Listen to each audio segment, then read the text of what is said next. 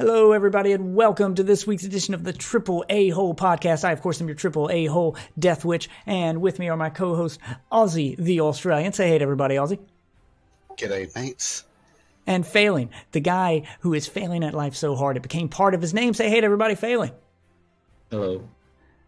And there we go. So we're going to jump right into this week's topic, which is going to be games as a service, or more importantly, the future of games as a service, because EA has released a few statements on the subject, a few ideas on the matter. So I've thrown up a graphic for those of you watching on YouTube and have to give kind of an idea of how their business model, how they're kind of shoveling everything into games as a service, and how, as much as you people may hate it, I don't think it's going to go away anytime soon, but that doesn't mean that it can't be done right. But before we get into my thoughts on how it can be done right and your opinions on how you'd like to see it done, first, let's go with Electronic statement here.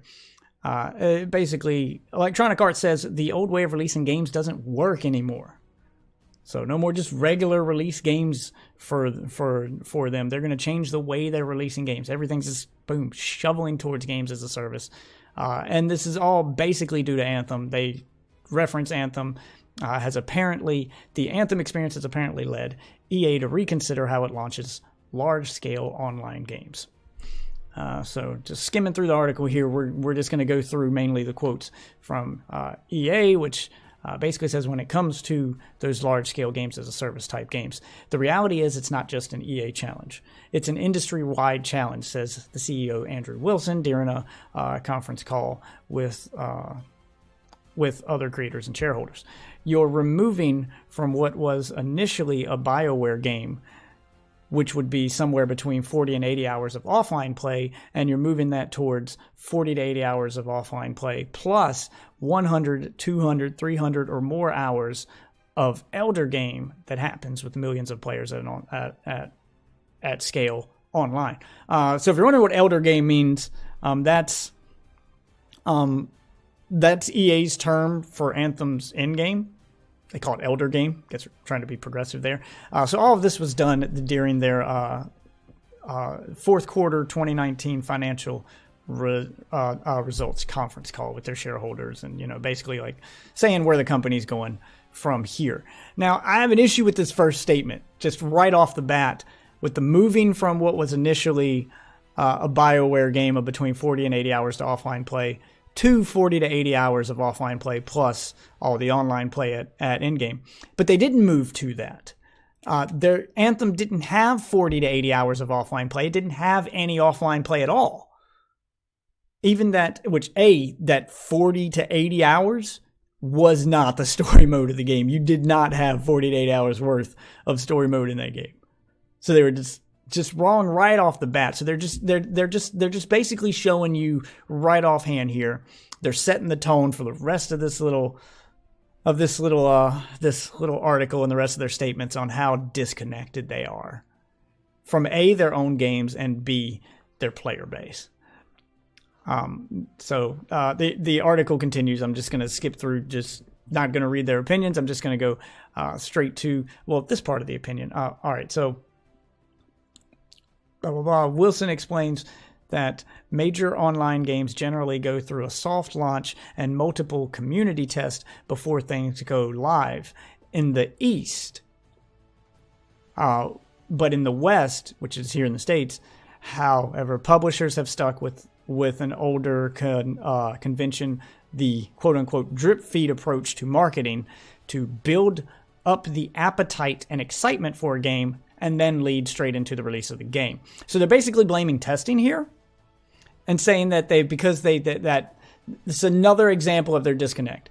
They're saying that testing was the problem, and that because they didn't properly beta test the game and do all that before the launch of Anthem, players ended up disappointed with their drip feed approach to content because they didn't get any player feedback beforehand. Again, not true. I know you called it a demo, but it was basically a beta. You did test this before the release of the game. You did get feedback before the release of the game, and you knew players were going to be disappointed with your drip feed approach. While we're talking about that drip feed approach, let me just go ahead and reference how fucking disconnected you are with your community at the drip feed approach. The problem here isn't your drip feed approach to marketing. The problem is The build up the appetite and excitement for a game through hype leading up to the release. See, the problem is your marketing.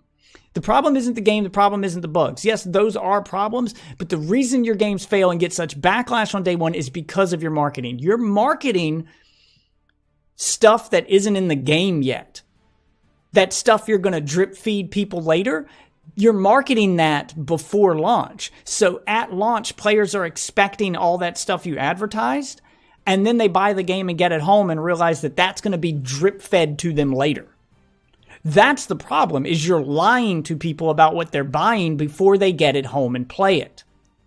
And then you refuse them refunds with the excuse of, well, that content's on the roadmap. And then you show a roadmap saying, we didn't lie, it's coming, it's just not here yet. If I could use an analogy for a minute, imagine if you went to a restaurant and you saw this meal you wanted. Just this awesome deal on a meal. It came with a steak and some shrimp and, 3 sides and dessert and a drink and, all the fixing. It's all there. So you order that meal. And they have it on the menu. They show you a picture of the meal. Everything's coming. So you wait 15, 20 minutes for your food to cook, and then the waitress comes out with just the shrimp and lays it down in front of you. And you say, well, what is this? I paid for a whole meal. Where's the rest of my meal? Where's the steak? Where's the mashed potatoes? Where's the broccoli? Where's the rest of my meal? And she says, well, it's coming when the chef's ready to release it. Right now, just enjoy your shrimp. We'll feed you the rest later. So now you got to sit in this restaurant for 3 or 4 hours before the rest of your meal arrives. Because then she's going to bring you the mashed potatoes next. But you're still sitting there hungry, waiting for that steak. So you've had your shrimp, you've had your mashed potatoes, but where's my steak? And another hour passes, and then she's going to bring you the broccoli. Well, at this point, you're kind of losing your appetite. That steak better be fucking worth it. But that's not what you paid for. You'd be rightfully pissed because now they've wasted your time. You've wasted your day in a restaurant for a meal. Another meal. It's now dinner time, and you're still waiting for the rest of lunch. That's their problem. But no, they're going to blame the game and the release. They're basically blaming the West and saying, we just been doing it wrong in the West. What we should do is what we do in the East, where we soft launch games first to give people a test. And I'll agree that'll help. I'll agree that'll help if they soft launch the game, but they're still going to have to change their marketing, because if you continue to market the way you market and then you quote unquote soft launch the game, you can use whatever PR public speak you want to say, well, this isn't a release date, it's a soft launch. You can change the wording all you want. But if you're still marketing things that aren't there on day one, you're still going to get the criticism and the backlash on day one. That's not going to change. All right, so he continues to say you should expect that we'll start to test things like soft launches, the same things you see in the mobile space. Has anybody seen red flags yet? Has anybody see the train ready to derail? As soon as he says he's going to launch a console and a PC game the way they launch mobile games, anybody seeing the train ready to derail yet? Because that's where it's going. It also comes down to changing how we communicate with players. Our entire marketing organization is now moving out of presentation mode and into conversation mode, and changing how we interact with players over time. Again, the problem isn't how you interact with players after the game is launched or even during launch. The problem is how you interact with them before launch. I don't think the launch is the problem. I think the marketing is the problem.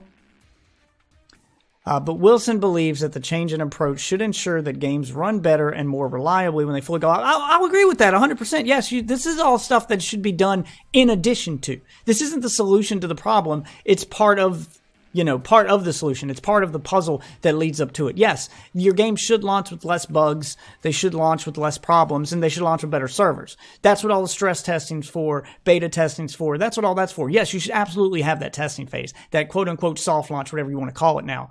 But if you do not change your marketing style, if you do not say, hey, open transparency, here's what you're getting on day one, and give some incentive for players to want to buy it on day one, without lying to them, you're going to continue getting this problem.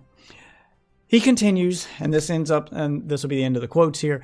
We think that we're in a really good position for this. I think this gets really hard if you have to scale to do this, and so we feel very good about it. Over time, we hope that we can lead from the front and help other developers and publishers change the way they're doing things as well. So they're hoping that this will set an example for everybody else. That this is the fix. This isn't the fix. This is just part of the problem. Yes, testing's important, but again, market better. Market better. Market better. And before I get into my suggestion, which plays into the marketing, I want your take on it, Ozzy. What are you getting from this? You think this will help? There's one thing you didn't really bring up with that whole rant, and that's basically the whole factor of these things can always be shut down as well. So to go back to your meal analogy, you get your prawns, you get your chips, you get your broccoli, and then the waitress comes out and says, "Oh, sorry to tell you, but we're discontinuing this meal. Would you like to buy this other one that we're putting out now?" Yeah. Basically, like if you got your shrimp and you got your mashed potatoes, you got your sides, and then instead of a steak, she brings you out a burger. You go, "What the fuck is this?" I ordered a steak, and they go, "Ooh, we canceled the steak, and we're moving in a different direction. Thanks for being patient with us. Don't worry, we're giving you this free of charge instead of the steak." Oh, I'm not even going. I'm not even going that. I'm saying they're canceling the entire meal altogether. That could happen. See, my take on it is there's a right and a wrong way to do this games as a service thing. And I know your take is games as a service should die. And if it continues down the path that's continuing, if they continue to launch these full-priced games with either, I mean, there seem to be two ways of doing it now. They launch the full-price game, and then they either give you free DLC, but, shovel the microtransactions at you and drip feed the content to you to keep you playing. But hey, that content's free. Or they sell you the whole game and then they sell you expansions. But those expansions, those DLCs, aren't drip fed to you. They're just, bam, one big package at a time. I just want to intercede here and just correct one thing in your statement. They release these subpar full-priced games. Well, I'm leaving out the part about them being, because that's the only part they've actually addressed here, is that they're going to test and make sure that they're working before they release them. So quality of the games aside, I'm just going with how the model works. If you have a good game and apply this model to it so that it works the way it's supposed to, if what they're saying is true and they can fix the games and make them work the way they're supposed to on release, full release, not soft release, but full release of the game, then you're still releasing a game at full price. And you're either going to drip feed us content for free, so we don't actually get any real DLC, we just get little content update patches, and then you keep us playing that way. But the problem is you have to have enough engaging content to keep me there. And it better be, $60, $80, $100 worth of engaging content, because that's what you're charging for some of this shit, to keep me going until my next drip feed. And the problem with the drip feed approach is, yes, the content's free, but those content updates are typically smaller and typically less engaging. So you wait and wait and wait to play them, and then you finally get an update, and you're like, this is it?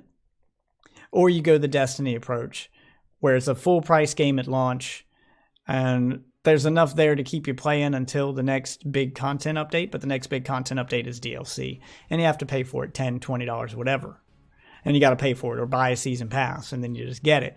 But what you get is a bigger, chunk of content, but you had to pay for it. And then, of course, they still have their microtransactions shoveled in there. So what is the price of a full price game? And that is the golden question. Because $60 is the price of a full game in 2005. It is not gone. The price. The market shows that $80 is equivalent to $60 15 years ago. So games should be $80 as a full price game, and if they're selling them for 60, they're not selling them at full price technically. But here's the thing. They aren't selling them at 60. Okay, so if we go with your $80 version of the analogy, basically they're tricking you. They're charging 60 for a quote unquote game, but it's not a finished product. You're not getting the full game at 60. Exactly. So in order to get the full game experience you're talking about, yes, you'd have to spend that extra 20 on a season pass. So you are spending 80. So the price of a full game has gone up to 80. They're just tricking you in how you spend it.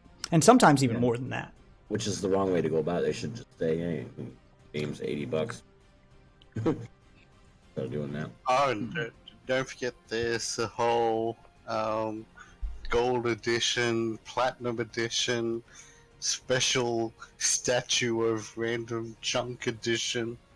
All right, well, here's why they won't go up to $80. They won't raise the price above 60 because in their way of justifying their microtransactions, in their way of justifying monetization within the game and their DLCs and their season passes, with their way of justifying all these extra monetizations, the game costing $60 is the only card they have to play to justify it. They go, well, games cost a lot to make, and we haven't raised the price. So, that makes them seem as if they're being generous to you. That's their gift to you, that they're giving extra work for the same amount of money they did years ago. It's PR speak. It's smoke and mirrors. They're not actually doing any extra work. The reason games are costing more and more to make is because they've put more and more into it that no one asked them to put into it. No one asked you to hire fucking Keith Sutherland and put him in Call of Duty. All right, there's a couple million right there in the development process just to get his voice. You tell me you couldn't find a cheaper voice actor? So games don't cost more to make. They cost more for you to make because you want something. Yeah.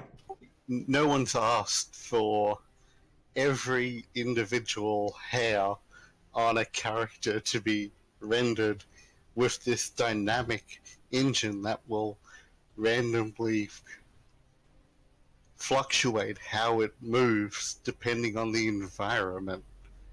When was the last time you played a Crash Bandicoot game and went, this doesn't look that good? I mean, his hair isn't even right. I mean, I'm not going to knock the artistic value behind attention to detail or good graphics. Or I'm not saying that there isn't more work involved today in making a game than there was 15 years ago. Of course there's more work involved. But as far as the cost of it goes, I'm not so sure that that's gone up because of the amount of work. Unreal Engine used to have a licensing fee and used to cost a lot of money if you were making your game with Unreal Engine, like a lot of them do. But Unreal Engine 4 is free. Epic doesn't charge you for that. They work with developers now, so the industry itself has changed. Now, the price of development has gone up because you've put these ridiculous deadlines on the games that they have to have a new Call of Duty game every fucking year. And the only way to do that is to hire more developers. So now you're paying more people and you're pushing these deadlines. Of course cost goes up when you put that crunch on.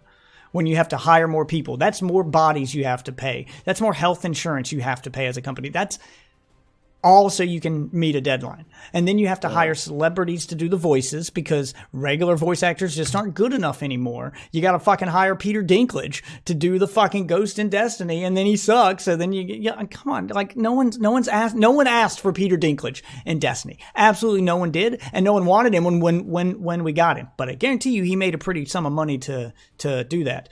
Now, what you're failing to realize is that they're offsetting the cost of that more expensive to make game already by all the other stuff that they're doing. The marketing deals, the fucking partnerships that they're doing with name brands and product placements and things like that. So they're getting some behind the scenes cash here from other sources too to offset those costs. But they're still going to claim that the cost has gone up. And maybe on paper that's true. But that doesn't mean that raising the cost of the game is, justified in paying for those costs. So you're not giving us anything by making it $60, especially if we get a Street Fighter V released at $60 with half of the fucking main menu saying coming soon. I didn't pay $60 for a game. I paid $60 for half a game. You're going to sell me the other half later. So you're not fooling anybody. And then a couple, it was about a year, then they brought in the whole advertised fighting. Yeah. And then they brought in other stuff, right? The where they were going to put advertisements on the players' uniforms, the in-game players. So while you're fighting, you're staring at a logo for a company on the playable character. Yeah, so that's what I'm talking about with the marketing and the tie-in deals that they always find a way to do. You know, they partner with Doritos to do, you know, to get their names on bags of Doritos. So Doritos pays them for that. You know, Mountain Dew pays them for that, to put Call of Duty's logo on a can of Game Fuel, because that sells Mountain Dew. Gamers will buy it because it's got something in the game for them. So that's beneficial for Mountain Dew. So of course they pay Call of Duty, hey, can we put your game on our you know, can we do something with you? So they have all these tie-in deals that they do. Now, the other announcement that EA made, and they're, well, before I get to that, they're going to fight tooth and nail to keep the game prices at $60 because it justifies the extra spending they make you do. And they're going to fight tooth and nail for that. Even if people would welcome. An excuse to not finish the game. Yeah. And they're going to fight tooth and nail because that business model has been insanely profitable for them. If they switched to a business model of charging you $80 for a game, but that game had to be a complete game and they couldn't, you know, tack on a season pass, they wouldn't want to do it. They'd lose money compared to what they're making now. Now, the other announcement that EA made is that it's bringing, and I think this is their way of trying to get more players into Anthem, because Anthem is, you know, drowning. It's lost half its player base. Apparently, the player base has dropped so bad that matchmaking is now taking forever. So the latest update removed some of the content from the game to force people to play the same content so that matchmaking would be fixed. But anyway, I'm trying not to make this a rant about Anthem, but Anthem did lead to all this. So they've announced that they're bringing EA access to the PS4 so people can pay that monthly fee to play Anthem for cheap, basically. Which, that doesn't really solve the problem. I don't think they understand. See, this shows me they don't understand the Anthem problem. The problem isn't how much the game costs. The problem is the game. And that you don't seem to understand why people don't want to play it. They've requested multiple times that you fix the loot in the game, and instead you fix it by lowering the amount of loot and saying, we fixed the glitch that was giving away too many legendaries. Well, that doesn't help anybody. That's not what they wanted. And then their latest update removed the loot chest you get at the end of Strongholds. So now people have no reason to do Strongholds. So that's going to force them to all do some other content. So they're just removing stuff instead of adding stuff. But anyway, getting away from Anthem in particular, they think that this is going to draw more players because they can play Anthem for cheap. You can play Anthem for cheap right now, permanently. You don't need to pay $15 a month for EA access. Doesn't matter what console or platform you play on. I can get on Craigslist right now in my town. And I don't know about your area, but in my area, I can get on Craigslist right now, and there are people literally trying to fucking give away their copy of Anthem just to get anything back for it, because apparently it trades in for like $3 at GameStop, so no one wants to take it to GameStop. So they're literally selling it on Craigslist for $10. Full game. Just to get rid of it and try to get some of their money back. Because they can't return it for full price, and if they go to trade it in, they're only going to get a couple dollars. So I have seen ad after ad where people are like, look, $10. That's more than you'll get at GameStop. It's cheaper than buying it at GameStop. That's more than I'd get at GameStop. We both win. If you really want Anthem. Nobody fucking wants the thing. These ads are up there forever. I've seen the same ad up there for over a month where this guy is just desperately trying to get rid of Anthem. People just don't want to play it. The game's just not good. But I got to thinking after they mentioned bringing EA access to PS4, how the future of games as a service could work. And I think it'll work the same way for games as it's worked for movies. Netflix changed the way we consume movies. All right, movies, TV, everything. It literally put any sort of visual media streamed. Yeah, streaming changed the way we consume movies and TV, and it literally put places like Blockbuster out of business. It literally changed the game. So I think that if they want games as a service to work, because the problem with it right now, even if all the games as a service game, let's imagine we live in a perfect world for a second where all the games as a service games are good. Destiny is the best possible version of Destiny it could possibly be. Anthem is the best version of Anthem it could possibly be. It's what you imagined. It's what, you hope it is. Let's just imagine every game is what you hoped it would be in a games as a service market. Every game that's released is what they actually show at E3. Yeah, let's just imagine that's how it worked.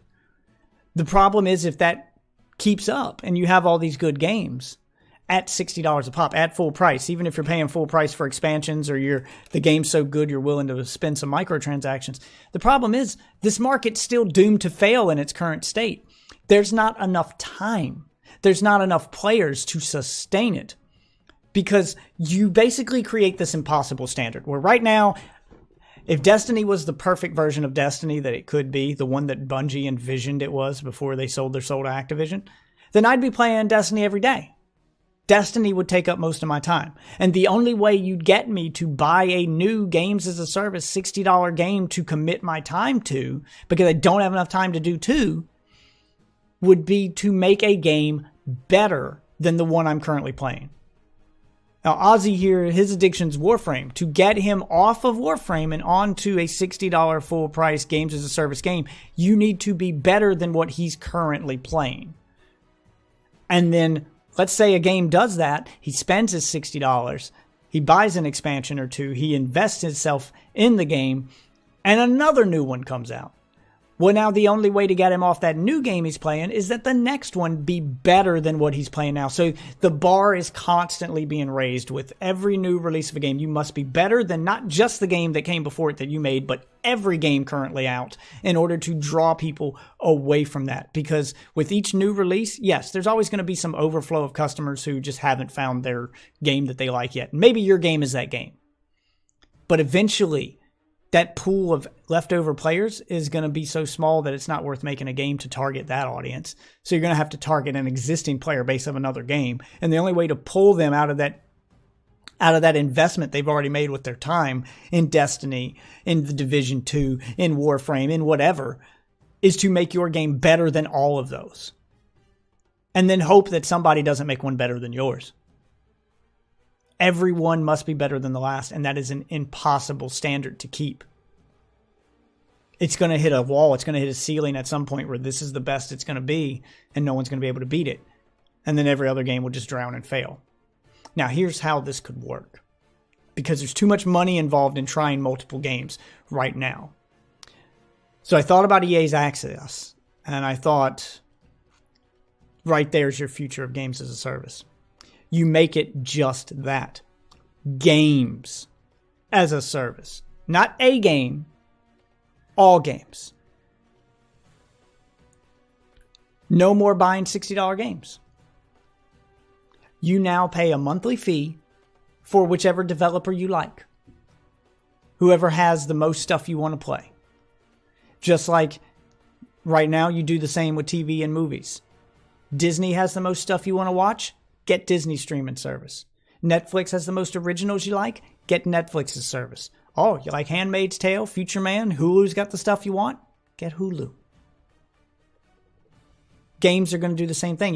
Each publisher is going to have their own streaming service. $15 a month gets access to their full library of games. Not just the old ones like Access is doing right now. I think if Access makes it so you get everything. The new sports games, the new games like Anthem, all their new games. Ubisoft did the same and they charge you $15 a month. They'd have a lot more people playing a lot more games. You'd be willing to try a new game that may be an investment of your time if it's not costing you any extra to do it. If you've signed into an existing account you're already paying for and that game's there. The problem with that is, from a business standpoint, is where do they get all that extra money? Because right now they're making billions. So where do they get all that extra money?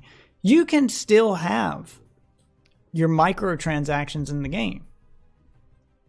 And people would be more willing to buy them if they felt like they played the game for quote unquote free. Because when you pay $15 a month, if I paid $15 a month to play, we'll use we'll use Blizzard as an example. If I paid $15 a month to play World of Warcraft, but you also gave me access to Diablo 3, to StarCraft, to, all their other library of games as part of that $15 a month, I didn't have to buy them. Well, then I'd be willing to try them out. And if Diablo 3 had an expansion I needed to purchase or something, well, I already feel like I got the game for free anyway. So why not throw a little money into it if I'm going to keep playing it? Now, I'm not saying they make the games shit games like demos. No, give people full access to the full games. Basically become a game streaming service like Netflix. And then you can charge. Hulu kind of already does this. It's only a streaming service that really does this, but then you can charge for the individual add-ons. Like, I subscribe to Hulu because my wife fell in love with The Handmaid's Tale, and I like Future Man. It's got some good shows on there, Brooklyn Nine-Nine, some stuff that's not on Netflix. So I subscribe to Hulu, but Hulu does what Netflix doesn't and gives you the option to add on HBO, to add on Starz or Showtime or any of those premium network channels. I see games working the same way, where the games act as your content and the stuff within them acts as premium content. You play enough to whet your appetite to decide if you like it or not. You get access to the full game. So maybe you play through Anthem's full story mode and then decide you want to keep going and you like the game enough to buy an expansion, to buy some cosmetics, to buy something to keep going now that you've invested some time into it. And you don't feel like you're being nickel and dime to death. You don't feel like you're being ripped off because you didn't spend $60 for access to that first part of the game you experienced. It would even work for games like Street Fighter that launched with half their menu coming soon. You don't feel cheated when it was already part of a service you're paying for anyway. You didn't lose anything. You played it and you get to keep it as long as you're paying that monthly fee. So maybe you come back to it after that coming soon has come. And then you get to see what new content's there. And maybe you decide you want to buy some of it, maybe you don't. I see that working a lot better. GameStop would be fucked if this becomes a reality. It would put them out of business in the same way Netflix put Blockbuster out of business. But I see that working if done correctly. There's only one problem I see with your utopia vision, and that's basically what we're getting into with the movie/TV show streaming services at the moment, that we are getting too many. We've got Netflix, we've got Hulu, but now we're getting DC Universe, Disney Plus. No, DC Universe is shutting down this. Everyone is basically doing their own, and yeah, people don't have the money to put into all these different services. It would be the same with the gaming industry if every developer had their own streaming Netflix-style catalog. Maybe. I kind of agree with you. I kind of don't. All right. Because I think about why I don't have the money to subscribe. There's two reasons why I don't subscribe to multiple streaming platforms. Why I've, chosen Hulu and that's the one I stick with. Or you've chosen Netflix and that's the one you stick with. And you think about it, why? Because we're also gamers. So, a lot of our money is going towards video games because we're buying games at $60 a pop. And then we're having to buy expansions or buy this stuff. So after we've satisfied that hobby, our secondary hobby, which is TV and movies, we have to kind of pick what we like the most because we don't spend as much time doing that as we do gaming. Now, on the opposite side of things, at my job, I get people who call in all the time who consider themselves cord cutters who do subscribe to all of the services. Because even subscribing to Netflix and Hulu and Disney Plus and HBO and, the DC one if it were still around, or maybe CBS All Access, or, after subscribing to all of those, or maybe you get a Sling TV and you subscribe to that. Even after you add up all of those, it still ends up being cheaper than cable. And I think the same thing's going to happen in gaming, is after you add up all these services, as long as there aren't too many, as long as they don't do something crazy like, well, this is our MMO pack $15 a month will get you access to all our MMOs. Here's our sports pack. $15 a month will get you access to all the sports games. No, if they just do the whole library of games instead of separating them by genre, I think that would work. The only thing people are going to have trouble justifying then is their time, because they'll be overwhelmed with content that they're not used to and not having enough time to enjoy it all. But if subscribing to EA access and subscribing to Ubisoft access and subscribing to Activision or Blizzard access, if subscribing to each one of them adds up to $60 a month, that's still cheaper than buying more than one game a month. So you end up winning out, just like subscribing to all those television services, all those streaming services still came out cheaper than a $200 a month cable bill. Plus, there's also the thing that you could cut off certain things depending on the release schedule. So you basically go, all right, February through March, we'll go EA access for this new EA MMO, and then in April, Ubisoft has their big one coming out, so we'll cut off EA at the end of March, and for April go with Ubisoft and we'll play their one till maybe August, and then maybe go back to EA's one, and because you're not going to have the time to play all these MMOs, so you basically schedule it out. Yeah, which is the same thing that I do with I do subscribe to Netflix on occasion. I don't subscribe to them all the time. I subscribe to Hulu because it's got... My wife watches more television than I do. I play more video games. So it's got the stuff that she wants to watch on it the most. So she chose Hulu. I subscribe to Netflix when there's something coming out on Netflix that I wanted to watch. Like I subscribed to Netflix back when the Marvel shows were bringing out their new seasons. Ooh, I got to see Luke Cage. I got to see new season of Luke Cage. Ooh, I got to see new season of Daredevil. I got to see Defenders. I got to see this. I got to see that. So then I subscribe to a month of Netflix and I binge watch it, and then I cancel. Yeah, so the same thing would happen with video games, which is why I say the way that they could justify the monetization and the way that this would have to work for them, because they're going to complain about loss of money from people jumping from service to service and only getting $15 a month. The way that they're going to supplement that to justify not charging you $60 for a game anymore would be, you're probably going to see more microtransactions in these games.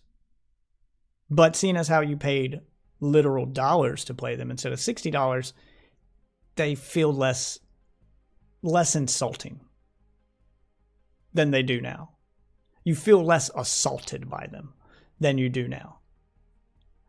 And I think it would help with the release of games, because now they don't have to meet these ridiculous deadlines or push this stuff. They can focus more on content for games, and that next big game can just come out when it's ready. So they can take their time with it, make it good, because that next big game, they know that releasing it today isn't going to make them any more money than releasing it tomorrow or the next month, because they're not charging you to play it. It's just part of the subscription. It may gain them some extra subscribers, but it's the extra content after the game's release that makes it important. That gets them the extra money. The game being good is just how you keep people subscribing. Adding the extra content is how you keep them paying. And as long as everything's priced right and it's done right, and it doesn't become the part of that article that scares me, mobile game-like economy, I think it can be done right. And I think it can be the future of gaming. I'll give you an example of it working. I bought the Vive for my VR experience on PC. Yeah. Vive, when you buy it, I mean, yeah, it's $500. When you buy it, it comes with 6 months of Vive Port, which I didn't know was a thing. Vive Port is Vive's subscription service. It's $10 a month, but it gives you access to their entire library of VR games. Every VR game that works on Vive, you just get for $10 a month. Directly through the manufacturer, directly through HTC. The only stuff you don't get are like the indie, Steam exclusives because Vive works with Steam. But you get all major games. Your Rick and Morty, virtual reality, your Beat Saber, Job Simulator, all this stuff for $10 a month. And they give you 6 months for free when you buy the unit. I ended up subscribing, and 6 months was a long time to have to cancel, and I forgot to cancel. And then I ended up not canceling and kept it for a while because all those fucking VR games I was streaming, there's a lot there to play. It helped justify the purchase of the VR for me. It helped keep me playing. And I still play my VR on a daily basis. I usually give it an hour or two before I go to work or something. I just don't stream it anymore because it is an absolute hassle to stream. And it's too hard to keep up with chat and to engage with my viewers when I do it. People just don't like to watch VR content. It's just not worth it to stream. But that doesn't mean I'm not doing it anymore. I still play VR on a daily basis. I enjoy the hell out of it. I'll probably make offline videos to put up on my YouTube. Because I can tell you right now, my kids are finally old enough to do it. And sitting a 5-year-old down in a chair, strapping a VR headset to her face and putting her on a virtual roller coaster is fucking hilarious. Blew her tiny little mind. He's laughing maniacally the whole time. And just swaying back and forth in the chair and screaming bloody murder. And then when you take the headset off her, she's kind of disoriented because she doesn't... It's immersive. It really does make you feel like you're moving. And to put it on a child who doesn't understand that it's not real, it's hilarious to watch. And she loves it. My child has fallen in love with VR. So that alone justifies my $10 a month of Vive Pro, or Vive Port. But that's my point. HTC and Vive found a way to make that work for them. Because they're not releasing mobile-like games where they all have a free-to-play game model where you get a taste of the game and then they start charging you for everything. They're going to have to do it where they release full-fledged games as part of their subscription service. And then monetize those full-fledged games the way that they currently monetize. With expansions, with cosmetics, with non-intrusive, non-mobile game-like stuff. If you charge people $15 a month and you start releasing games with fucking wait timers and pay to skip the wait mechanics and fucking card packs and, collecting shards to unlock a character and then being able to just buy the shards because they take too long to grind. Yeah, if you just release these ultra grindy games that feel like they're just manipulating you into spending money, then that $15 a month doesn't feel like a bargain. It feels like a punishment. So it has to be done right. And the part that worries me about it is that they've been given this golden opportunity. The launch of Anthem did teach them that people are open to this now. The time is now for this to work. People are open to it because they released the numbers of how many subscribers they got to EA Origins on PC that offered the full version of Anthem. The number of subscribers they got that month compared to every other month more than tripled. People were subscribing just for that one game. Now imagine if they release games like that several times a year to keep people playing, to keep people subscribed. You'd be giving them a deal. You'd be making it worth it. You'd be dominating. The only problem with that is the whole concept of they don't want just some of the money. What you're suggesting will only get them some of the money. They want all of the money. Well, I understand that. That's why I said that they'll still have to do some monetization stuff on the side. I'm fully aware that $15 a month for all these, AAA level games would lose them money compared to their current business model. What I'm trying to say is that this business model I'm suggesting is the Thanos of gaming. It is inevitable. Because if they continue down the road they're on, they're going to hit that wall I mentioned where there's going to be too many of these live service games and they're going to start dying because people just don't have the time to justify spending $60 on another live service game they don't have time to play. Though they're more willing to try another live service game when they're already invested in Destiny if that live service game just launched as part of their fee they're already playing. They're already paying. Where they can take a break from this game to go to that one. It comes back to the WoW argument. That why go play this other MMO that really you have no idea on how it's going to go, how long it's going to last, and all of that, when you have World of Warcraft. You're already playing World of Warcraft. You like World of Warcraft. World of Warcraft gives you everything you could possibly want. So why go play this Star Wars MMO?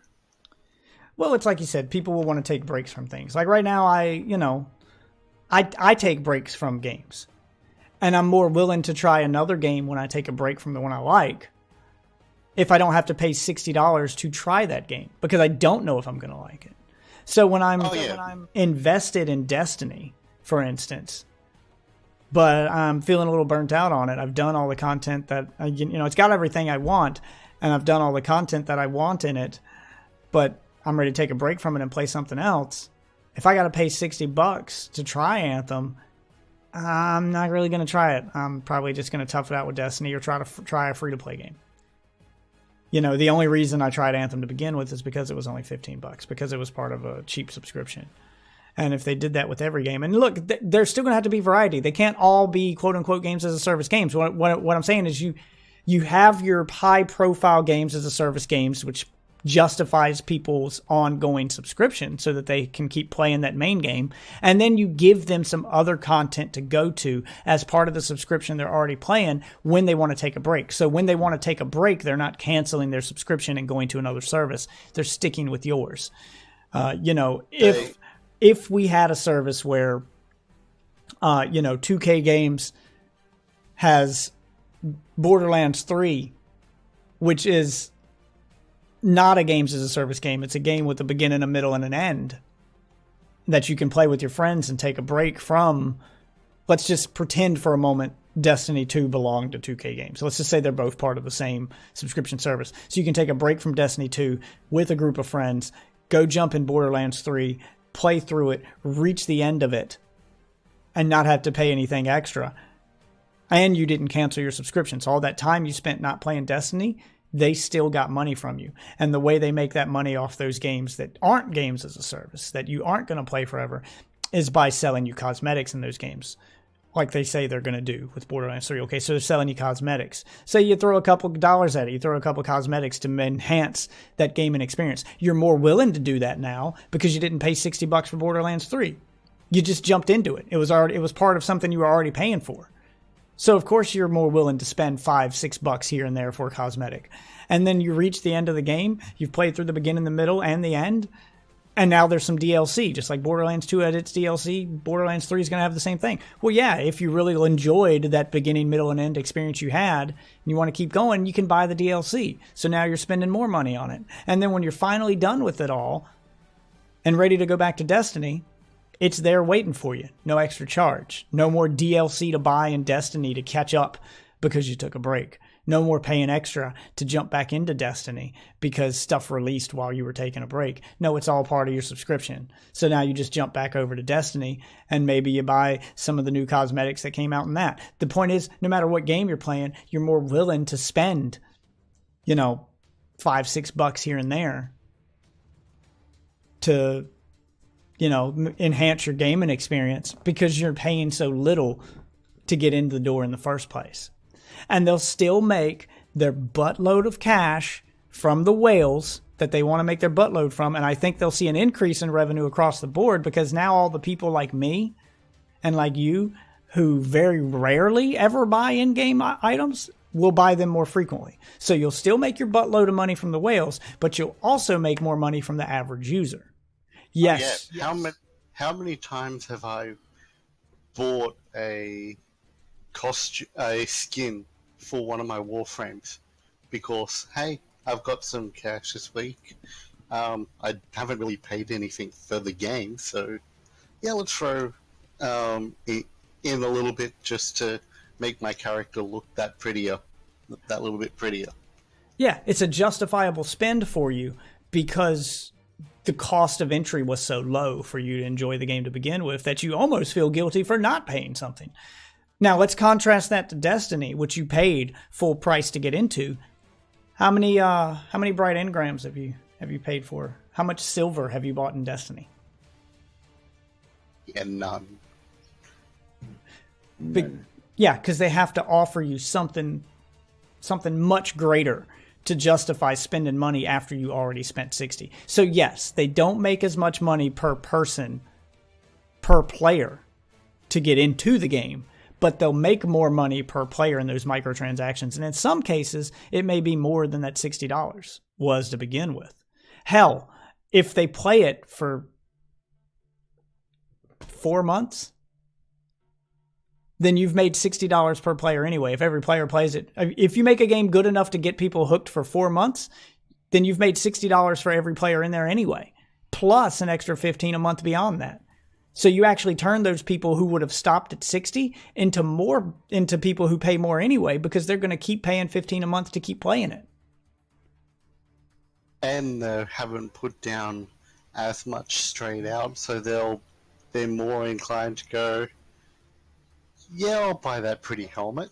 Why not? It's $2. Who cares about $2? So the bottom line is, if it's monetized right, you make more money off the average player. You still make your buttload of money off the whales. And you can still make your $60 per player just playing the base game who never spend $1 on microtransactions, because you put enough content in that game for them to play for 4 months anyway. That's all. That's your goal. That needs to be the goal of every game they put on the streaming service, is there 4 months worth of content in this game. Because that's how you make your 60 back. The bottom line of this business model, this games as a service model, I'm suggesting compared to the current one, is you get happier gamers because their wallets aren't hurting to play all the games that they want to play anymore. You get better quality games because now their focus isn't on selling you a promise. Their focus is on selling you 4 months worth of content in order to get $60 out of you.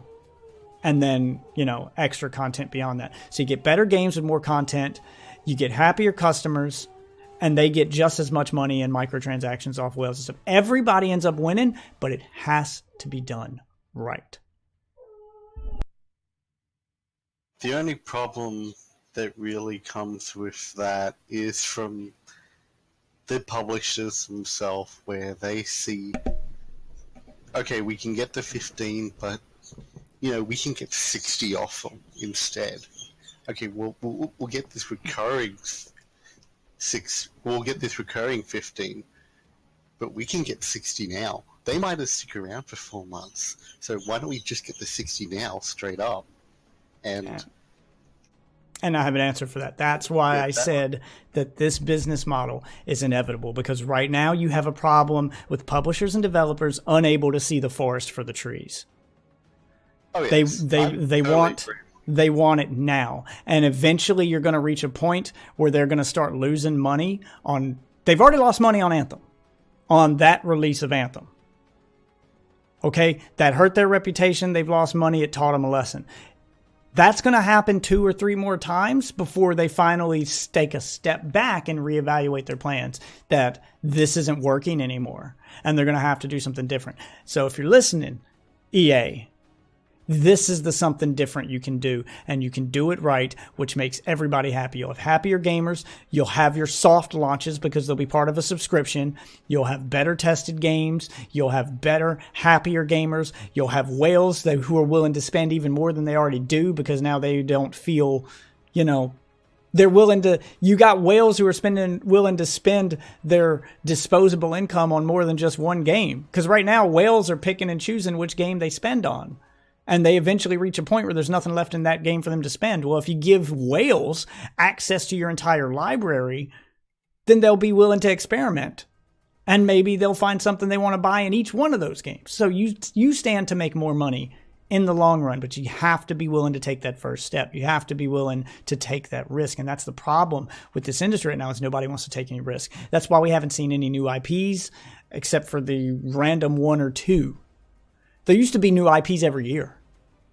And now you see a new IP every now and then. And if it's not done right, like Anthem is a new IP, if not done right, it becomes a shit show and it scares them away from doing another one. This is the answer, because now people are more willing to experiment. Now you can have your new IPs back too.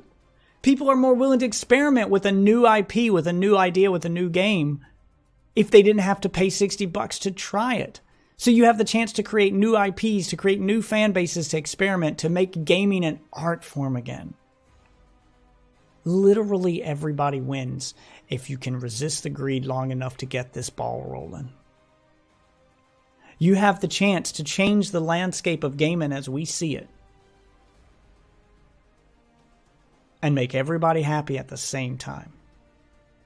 Netflix did it, but they took losses at first. Go back and check it. People thought they were going to go under before Blockbuster did because they were taking such a big loss in the beginning. But they were willing to take that risk, and you now see the payoff. And if you're willing to do the same, and it's less of a risk for you than it was for Netflix because you're bigger companies than Netflix was when they started. Okay, the proof is in the pudding. Stop staring at the here and now and start seeing what could be. Otherwise, you're going to have year after year of losses to report. And shareholders dropping you like flies. You're going to have PR nightmares and panics on your hands where you're losing vice presidents and CEOs of companies, where you're losing shareholders, where it's going to be a shit show. This train is going to derail. See the writing on the wall, guys, and correct the course. You want to be the example. EA says they want to be the example, that they want to do it a different way and hope other developers will follow. Here's your fucking chance. And I'm hoping that when you bring EA access to PS4, I'm hoping a assload of people subscribe to it. And I'm hoping those assload of people don't play Anthem. So you'll learn that they're not subscribing for Anthem. They're subscribing for the library we already offer. I hope you offer them good games in your access for consoles. I'm not sure what consoles offers compared to PC, but I hope you offer all the good stuff. The new FIFAs, all your new bestsellers. And when you see that people aren't jumping into Anthem, but they're jumping into all the other stuff they were going to buy anyway, and that your subscriber count went through the roof, and that you're now getting microtransactions and all these other games you didn't think people were going to play with access, I'm hoping it opens your eyes. But this is the part where we go to the comments because we're about to wrap this thing up. So, how many of you guys agree? How many of you guys would be open to this? And if you were open to it, how many subscriptions would you be willing to pay for at a time? Would you do it Ozzy's way and would you rotate them out? Or are you the type of person who plays multiple games at a time? Destiny one day, Anthem the next day, or maybe a couple hours of Anthem, and then you get burnt out and you need to play a couple hours of Destiny. And do you rotate your games by the day, or do you rotate them by the hour? Could you rotate them by the month? How many subscriptions would you be willing to pay for? So I'll wait for chat to respond to that. I'll go ahead and say that I'd be willing to pay for maybe 3. Because at my current rate of spending for video games, I spend at least $40 a month in video games. In some shape, form, or fashion. Either I buy a bunch of indie games, or I see a $40 game I do want. I might buy one new game a month, either for my Switch or for, during a Steam sale. Or I usually get my games on sale anyway, but I usually end up spending on average about $40 a month in games. Sometimes 60 if it's going to be okay, my budget this month is one new game. I'll buy a $60 game if I want a game at launch. But most of the time it's around $40 a month, and either games on sale or an expansion here or there or something like that. So if these subscriptions aren't too expensive, like if they're a good $12, $13 a month, then you add up 3 of those, it's about $40, give or take. Depending on what they charge. But I'd be willing to do maybe 3 if there was enough stuff in there for me to play. Because I do like to rotate out my games. I do have those nights where I can do 2 or 3 hours of Destiny and then jump into 3 or 4 hours of Elder Scrolls Online, and then the next day do, some City of Heroes, or now that that's back, or, do something else. Do some Diablo, do something else. You know, I do like that variety, and having the ability to pull up a library and scroll through games and go, I'm kind of in the mood for that. And no, I don't have to pay money for it. I do that with Steam right now, actually. I pull up their store page and I go, oh man, I'm in the mood for that, but I don't have the money to buy it. So I don't end up playing whatever that game was. I just imagine going through the storefront on Steam and pretending that everything on there is at my fingertips and not a la carte. And there's a lot of stuff I would play, even if I only played it for an hour or two. And who knows, maybe you find one or two there that you get hooked on and you're willing to spend some microtransaction money on, you know. But it justifies my $15 a month purchase and keeps me playing stuff. Keeps me engaged. And you've said yourself, AAA gaming, how important engagement is.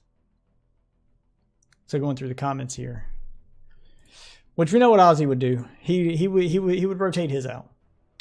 Or would you be willing to do, how many a month would you be willing to do at a time, Ozzy?